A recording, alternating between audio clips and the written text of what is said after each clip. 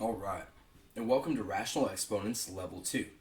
Now, in our very first example, we want to solve for x, and you'll notice this problem is just slightly trickier than the last one because we have this coefficient of 4. So you have to ask yourself, well, should I get rid of the 4? Should I get rid of my 2/5 first?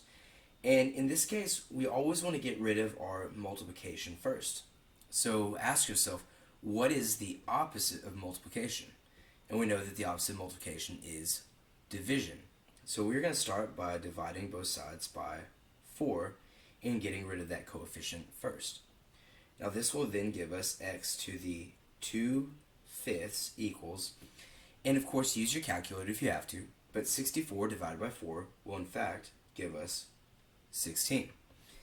Now from there, just refer back to your level 1 video. How do you get rid of the power of 2/5?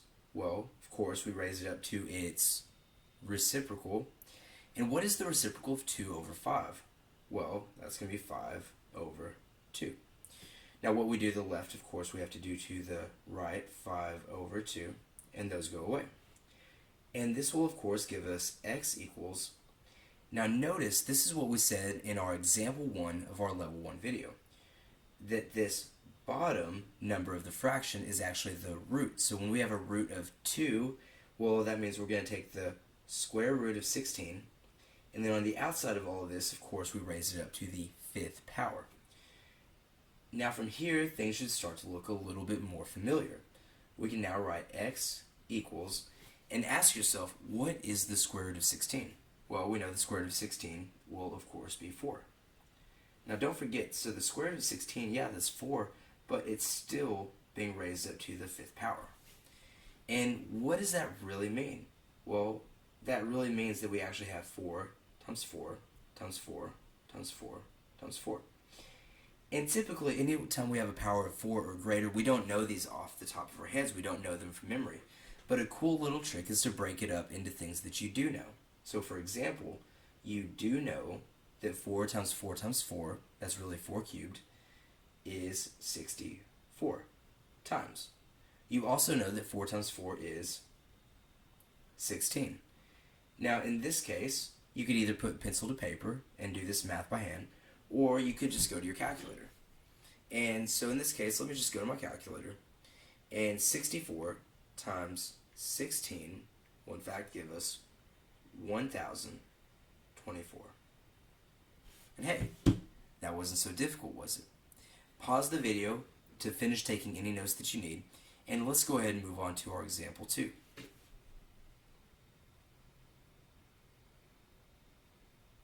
Okay, and here we are in example 2. We have 3x to the 3/7 equals 81. And while this might look initially challenging, actually I would assume you can do most of this by hand. And let's check it out. We know that our very first step is we always want to get rid of our multiplication in front of getting rid of the exponent. So we will divide both sides by 3, as in our very last example. And now we have x to the 3/7 is equal to, and ask yourself, well, what is 81 divided by 3? Well, that would of course give us 27. Now from this point, you should feel very, very comfortable with this. Notice, to get rid of our rational exponent, we want to raise it up to the reciprocal, very good, which would be 7 over 3. So I raise up my 27 to the 7 over 3, and of course those reduce to 1 and essentially go away. Now notice, you can either make things bigger or you can make things smaller. And what I'm encouraging you to do is make things smaller first, because it gives you easier numbers to work with. So we will take the cube root, remember that's the number in the denominator of the fraction, of 27 raised to the 7th power. Well, most of you know this. You know that the cube root of 27 is actually 3. And so we now have 3 to the 7th power, which, if you will recall, means that we actually have x equals 3 times 3 times 3 times 3 times 3 times 3 times 3. And like I told you before, it's incredibly simple to just take these pairs that you see here, and look, 3 times 3, we know that's 9. 3 times 3, that's 9. 3 times 3, that's 9. Times 3. But wait a second. A lot of you actually know this. 9 times 9 times 9 is the same as saying 9 cubed. This is one of the things that we've been working on memorizing. We know that 9 cubed is 729 times 3. Well, in this part, if you have to use your calculator, hey, that's A-okay. Let's see. What is 729 times 3? And that will give us 2,187. Alright? I hope these two examples have helped, and I'll see you guys in our Level 3 video.